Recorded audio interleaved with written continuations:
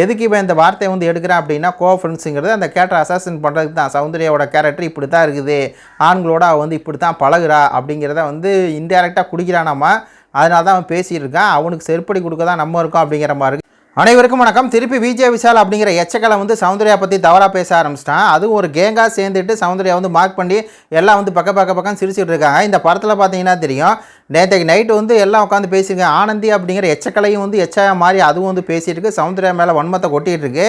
அப்போ வந்து இந்த விஷால் அப்படிங்கிற எச்சக்கலை சொல்கிறான் கோவா ஃப்ரெண்ட்ஸ் தான். சௌந்தர்யாவும் ரயானும் அந்த பக்கம் போயிட்டுருக்காங்க, பார்த்தீங்களா கோவா ஃப்ரெண்ட்ஸ் வந்து போகிறாங்க அப்படின்னு சொல்லி அவன் யூஸ் பண்ணாத வார்த்தையை பாருங்களேன், கோவா ஃப்ரெண்ட்ஸாக.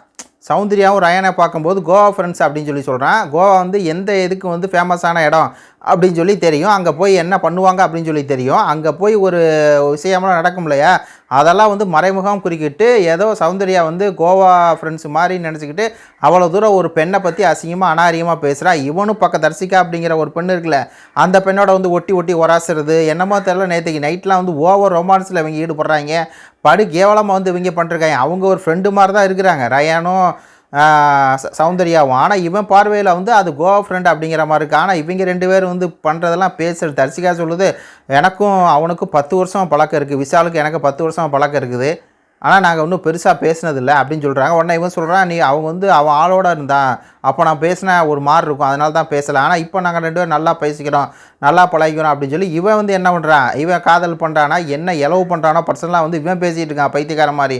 ஆனால் சௌந்தர்யா பார்த்து கோவா ஃப்ரெண்ட்ஸ் மாதிரி இருக்காங்க அப்படின்னு சொல்லி திருப்பி இது பண்ணிட்டே இருக்கான். நான் என்ன கேட்குறேன் அப்படின்னா விஷால் வந்து அக்கா தங்கச்சியோட பிறந்தானா, அவனுக்குலாம் அம்மா இருக்கா இல்லையா? இப்படி தான் வந்து பார்த்தீங்கன்னா அடுத்த பெண்களை வந்து இப்படி தான் பேசுவானா, கோவா ஃப்ரெண்ட்ஸ்னு பேசுவானா. அதே மாதிரி சௌந்தர்யாவை நான் வந்து செஞ்சுருவேன், சௌந்தர்யா வந்து தப்பான பொண்ணு, அப்படியே மூட்டை பூச்சி அடிக்கிற மாதிரி நான் வந்து அடிச்சு தூக்கி போடுறேன். இப்படியே வந்து பார்த்தீங்கன்னா ஒரு பெண்ணை தொடர்ந்து வந்து மார்க் பண்ணிட்டே இருக்கான். அதில் விஜய் ஆனந்தி வந்து சிரிச்சுட்டு இருக்கு. இது என்னன்னா சௌந்தர்யாட்ட நேருக்கு நேராக சொல்ல மாட்டான், பைத்தியக்கார மாதிரி பின்னாடியே சொல்லிட்டுருக்கான்.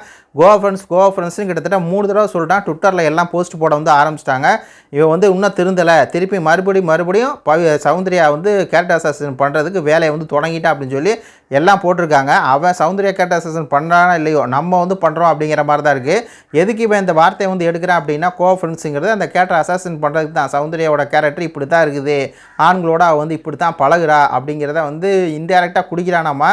அதனால தான் அவன் பேசிகிட்டு இருக்கான். அவனுக்கு செருப்படி கொடுக்க தான் நம்ம இருக்கோம் அப்படிங்கிற மாதிரி இருக்குது. இது கொடுத்து உங்களுடைய கருத்துக்களை சொல்லுங்கள். நம்ம சேனல் லைக் பண்ணி சப்ஸ்கிரைப் பண்ணுங்கள். நன்றி, வணக்கம்.